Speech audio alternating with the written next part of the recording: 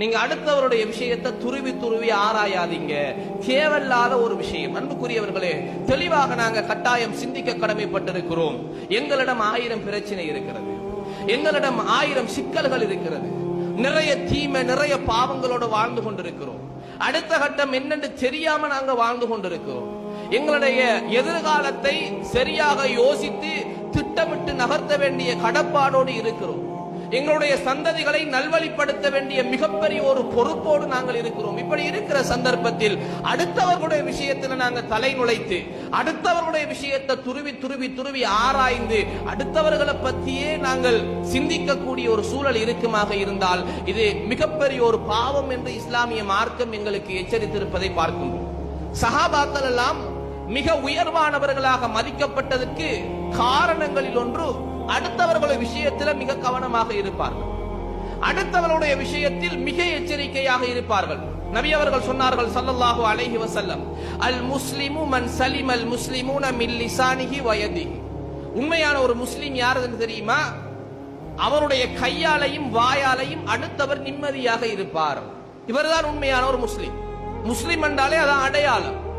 இஸ்லாம் சரியான ஒரு இஸ்லாமியத்தை வழிகாட்டுகின்ற முறைமை ஒருவர் அடுத்தவரோடு நடந்து கொள்கிற விஷயத்தில் மிக கவனமாக இருக்கிறது. அதுக்கு பிறகுதான் அந்த இபாதத்தை கவனிப்பது, வணக்க வழிபாடுகள், அல்லாஹ் தஆலா ஏற்றுக்கொள்ற எல்லா விஷயமும் குர்ஆன் ஹதீஸினுடைய ஆய்வின் பிரகாரம் ஒரு மனிதன் அடுத்த மனிதனோடு எப்படி இருக்கிறான் என்கின்ற விஷயத்தில் இஸ்லாம் மிக கவனமாக இருக்கிறது. இதனாலதான் நபி அவர்கள் சொன்னார்கள் ஸல்லல்லாஹு அலைஹி வஸல்லம், ஒரு மனிதன் ஒரு முஸ்லிம் உண்மையான ஒரு முஸ்லிமாக இருக்க வேண்டுமாக இருந்தால் அவனுடைய கரத்தாலும் அவருடைய நாவாலும் அடுத்தவர்கள் நிம்மதியாக இருக்க வேண்டும் என்று இஸ்லாம் தெளிவாக சொல்லி இருப்பதை பார்க்கின்றோம். அன்புக்குரியவர்களே, ஒருமுறை ரசூல் ஸல்லல்லாஹு அலைஹி வஸல்லம் அவர்கள் சபையில இருக்கிற பொழுது, சொர்க்கவாதியை பார்ப்பதற்கு நீங்கள் விரும்பினால் அதோ வருகிற நபரை பார்த்துக் கொள்ளுங்கள் அல்லது செல்கிற நபரை பார்த்துக் கொள்ளுங்கள் என்று ரசூல் ஸல்லல்லாஹு அலைஹி வஸல்லம் அவர்கள் இன்னும் ஒரு சஹாபியை சுட்டி காட்டினார்கள். இருந்த சஹாபாக்களில் ஒரு சஹாபிக்கு நபி அவர்கள் சொர்க்கவாதி என்று சுட்டிக்காட்டிய சஹாபி தோழர் நம்மளை விட பிரத்யேகமாக என்ன அமல் செய்கிறார் என்று கண்காணிக்க வேண்டும் என்ற ஒரு ஆசை வந்தது. அவருடைய அனுமதியோடு 3 நாட்கள் அவருடைய வீட்டிலே தங்கி பார்க்கிறார். 3 நாட்களும் இவர் செஞ்ச இபாதத்தை போலதான் அந்த சஹாபி தோழரும் இபாதத்தை செய்கிறார். எந்த விதமான கூட்டல் குறைத்தல்கள் வித்தியாசத்தையும் காணல. ஒரு விருந்தாளி 3 நாளைக்கு மேல இருக்க கூடாது என்கிற அந்த பண்பை பயன்படுத்தி அவர் சுய விசாரணை செய்பவனாக இருந்தேன்.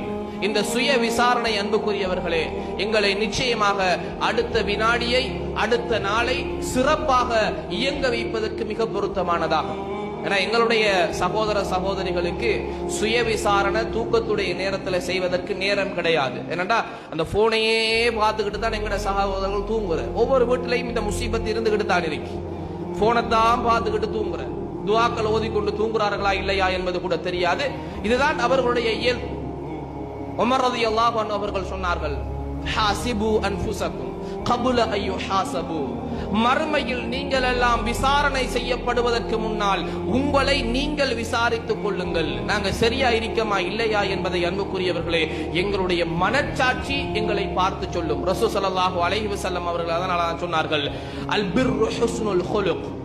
நன்மை என்பது நலவு என்பது அது ஒரு மனிதனிடம் இருக்கக்கூடிய நல்ல குணம் மட்டும்தான்.